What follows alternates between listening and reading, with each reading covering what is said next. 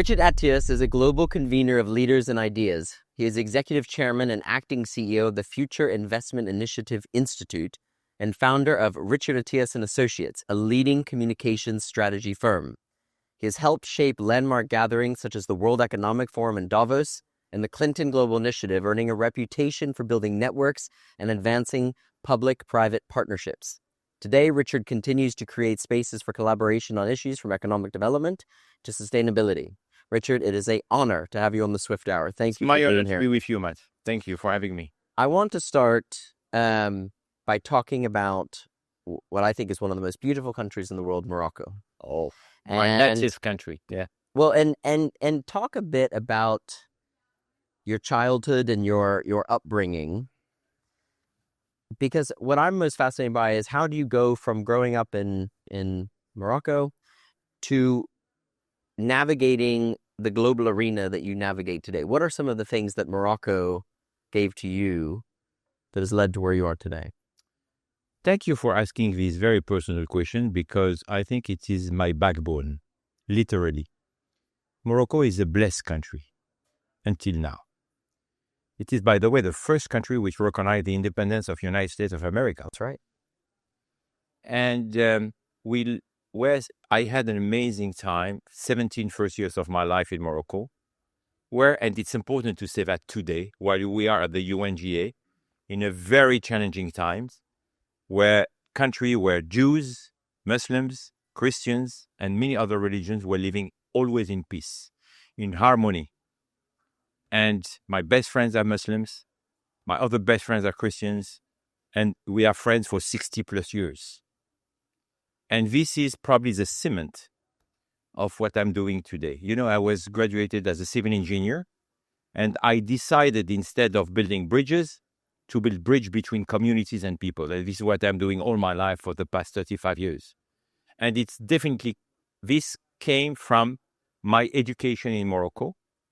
And it is a country which inspires tolerance, peace, dialogue.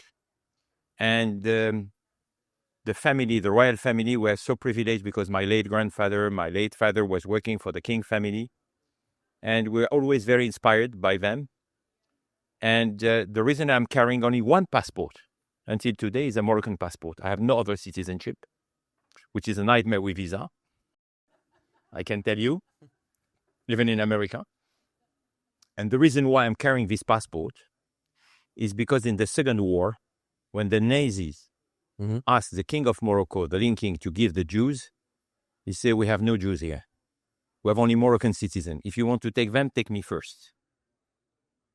And this is, for me, a moral duty to always carry my Moroccan citizenship, because I think it's unique in the world to see how this royal family is supporting all religions. And this is why probably I'm a strong fighter, like you are with your conference here, to put people together always around the same table.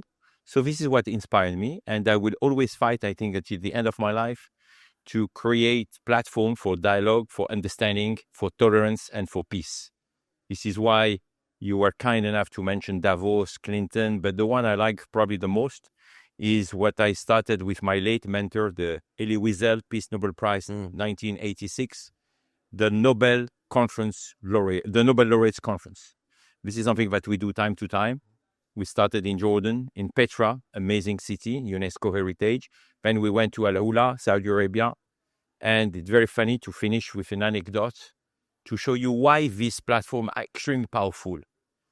We were in Al Ula having a gala dinner with 70 Nobel Prize laureates. And suddenly one of the Nobel came to me and told me, "Richard, I would like to talk to His Highness Prince Badr, the Minister of Culture of the Kingdom of Saudi Arabia." I said, "Of course, I will introduce you." I had no clue what he will ask him. This Nobel laureate was a great physician Nobel Prize from California, Jewish. He went and he told him, "Your Highness, can I visit Mecca?" So, oh my God, what the guy is asking. And the prince of course, tomorrow. And this is unique. This is what tolerance and peace is about. And this is why you and I are doing some great thing by putting people around and people together because you never know what could be the outcomes, but the outcomes are always great. I want to ask about your founding of your firm in 2008. But before that, just because, first of all, I love what you talk about with Morocco. I have to say, it is just a spectacular country. I've been a number of times, and it's a beautiful place, and beautiful inside and out. And I think that's very important, and it is a model in so many ways for tolerance and for acceptance. But I was asking someone earlier today, if you were to go back 30 years and you would think about all the technology that's been developed, the technology that you could argue make in-person convening not nearly as relevant or needed. It got us through COVID, right? Imagine going through the pandemic without Zoom and these other things, the things we would have missed. But there seems to be further disconnection than we've ever had, even though the tools of connection are more advanced and more thorough than they've ever been. Why? Oh, for a simple reason, trust. You cannot build trust, which is absolutely crucial for any relationship, business relationship, personal relationship. You need to have trust. You cannot build trust via Zoom or Teams or whatever, or Skype. You need to build trust by looking in your eyes face to face and building strong relationship. This is why after COVID, even the hybrids events are not really successful. You know, you are kind enough to talk about FII, which is now probably, in total humility, the number one investment conference in the world. We were the only conference which happened during COVID. I refused to have something only online. I convinced the Saudi authorities to accept to host 500 people during COVID. And we did this hybrid model. But these 500 people who were together during COVID, they were part of creating this new renaissance of the world, showing that the world was resilient. And this was thanks to a personal, in-person discussions, even if we had to respect this 2 meters distance during COVID time. So the reason is very simple. Everything is based on trust. And trust can happen only when you are in person. And this is why you see so many people networking. It's not just to exchange business card. It's because I need to trust you. I need to build a personal relationship before investing in your country, or before even signing a partnership with you, or even before hiring you, or even before working for you. Whatever is the nature of the relationship, you have to build trust. And this is why, despite all this technology, it's just technology, AI, all these tools are just to support, to facilitate. But the essence, the core of the conferences, the business, whatever we do is based on trust. And this could only happen if we're in person. So why is trust at an all-time low, if you're to believe all the polls and what people say, or is it? You know, we are releasing very soon a survey that we do every year at the FII Institute called the FII Priority Report. And we ask a question for the past 4 years to all citizens of the world. We're talking about thousands and millions of people, a big survey we conduct. And we ask one question: what is your main priority? I was convinced that after COVID, the priorities of any one of us has changed. And we were right. And back to your question, when we look at the result of the survey, indeed you are right. The citizens of the world have lost trust with their political leaders. This is two communities we don't trust. I will not say each other, but the citizens don't trust anymore their leaders in many countries, except 4 or 5 countries. And by the way, the Kingdom of Saudi Arabia is one of them. You have no idea how much support the Crown Prince Mohammed bin Salman he has as a support from his citizens. Same in the UAE, same in this GCC region. Why? Because they see a captain with a vision. The Vision 2030, which I recommend everyone to read, because it's an extremely interesting exercise to understand how our leaders who have a document which is really like a roadmap, explaining to their citizens what they want to do. I wish that each country in Europe, a continent where I spent 25 years of my life, as you can guess with my English broken accent in France, I wish that Macron, who has a roadmap equivalent to Vision 2030, I wish that the Prime Minister of Spain has something equivalent. And because their citizens have no clue where they are going, look, UK, they got maybe 5, 6 prime ministers in the 2 years' time. France, we are probably having now 3, 4 prime ministers. So the citizens are lost. So back to my survey, what people are saying is, me as a citizen, I know where I am going, but I don't know where my country is going. I don't know where the world is going, and I don't know where my leaders are going. Because of that, I lost trust. And then the second question is, if we don't listen to your priorities, priority number 1 for 4 consecutive years, cost of living. So they expect leaders to do something to help me to have a better life. Nothing is happening in many countries. We don't improve cost of living. In South Africa, 42% of the people cannot buy food. 42% in South Africa. And nothing is done. So, if you don't trust your leadership, what is the main risk? And the main threat is social revolution. So when I spoke to President Macron once, I told him, listen, be cautious. They ignored because their obsession was climate change. Yes, climate change is extremely important, but it is coming as priority number 6 for the citizens of the world. Yeah. After immigration, after security, after healthcare. And the threat number 1 was social revolution. He ignored what happened in France, the yellow jacket movement, which was the beginning of a social revolution. And I am concerned about this disconnection and this lack of trust between world leaders and the citizen. So I think, when I listen to what you're saying, Richard, I want to actually shift to ask you specifically about the trust in multilateral institutions, because these are institutions, most of the ones I think we would be talking about were all formed after World War II. This post-World War operating order. And trust in those institutions has never been lower, by far. How do you recover from that? If you are the United Nations or any of these other, how do you recover from that? I don't know if you are able to hear President Trump's speech 2 hours ago. Yes. We like or we don't like President Trump, but you have no idea how rude he was about the UN 2 hours ago. He almost demolished the UN. And I have to say he's right. I know very well the organization from inside. We're at the UNGA week. But frankly speaking, the UN has to be totally reinvented.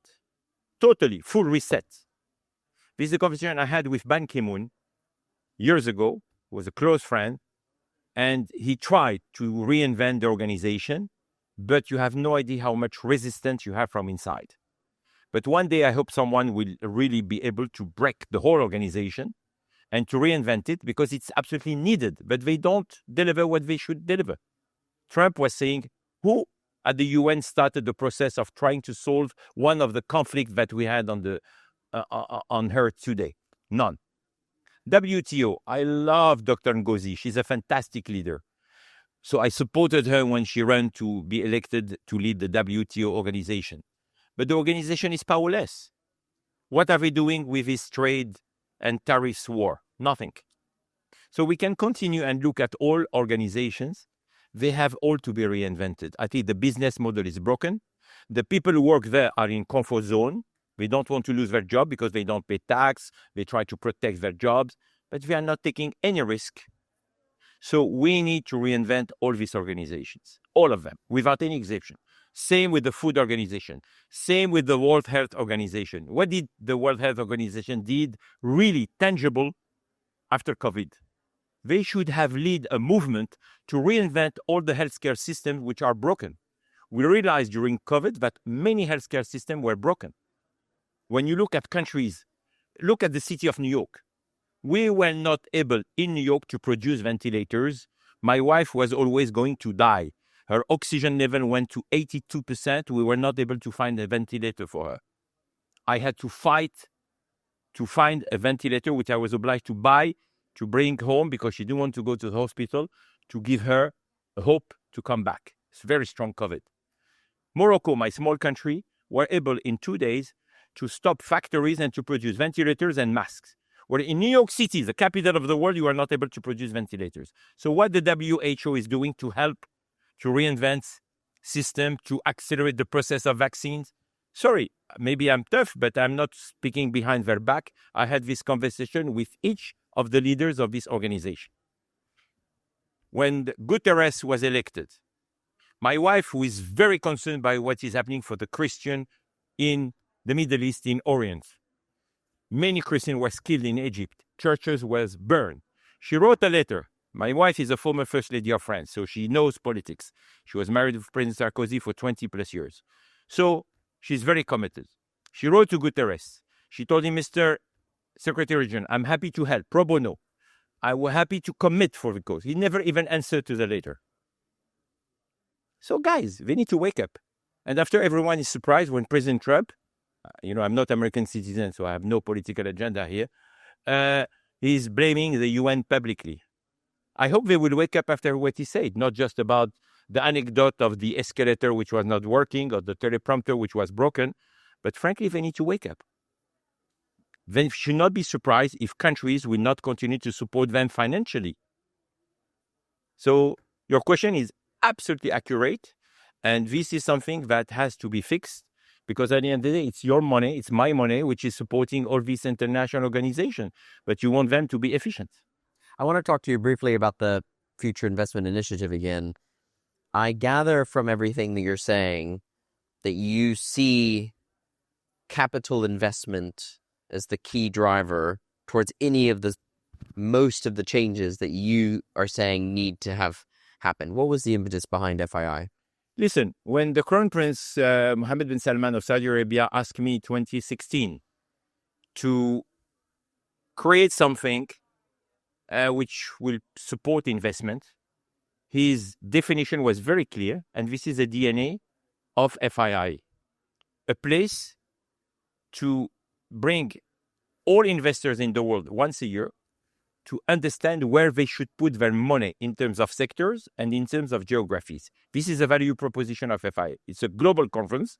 It's not about promoting Saudi Arabia. It is happening in Saudi Arabia because Riyadh is becoming a global hub, perfectly well located. If you look at the world map, north, south, east, west, great catalyst, great hub. And we have 5,000 people coming every year.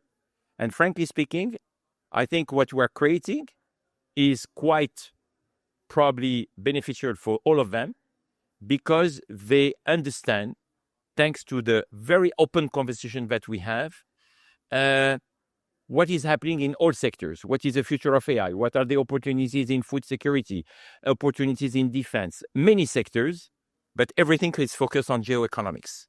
We're not doing politics at all. And we're extremely inclusive, because you have all the generations together, and we have the Chinese, the Americans, all countries are around the table. Even this year, we are hosting the Prince of Cuba, who will be in the same room with the Americans and the Chinese and the Russians, because we are convinced that dialogue is the only way to solve problems, and we want to help investment. We are supporting, my obsession today is foreign direct investment. I think we should help countries to, number one, diversify their economy. By doing that, they will bring foreign direct investment. By bringing foreign direct investment, you create jobs, which is the most important thing, and you help branding your nation. So my value proposition, thanks to FII, is to say, leaders, you CEOs and you world leaders, we're helping you at the end of the day to do what? To build your legacy. This is the most important. When you are a leader, you have a duty. What will be my legacy? Don't be selfish.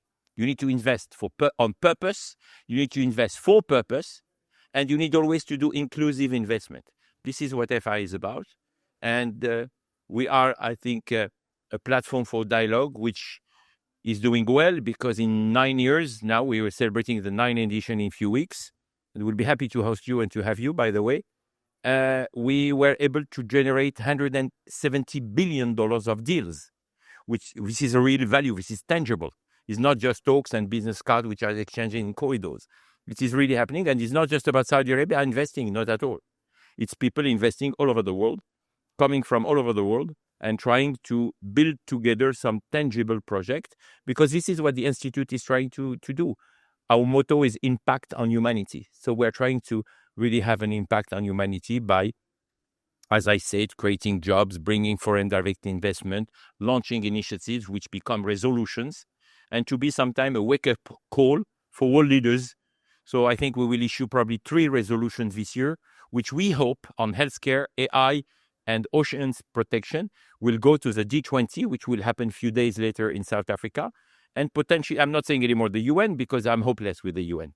So definitely to go to the G20, to go to the G7, to go to the BRICS.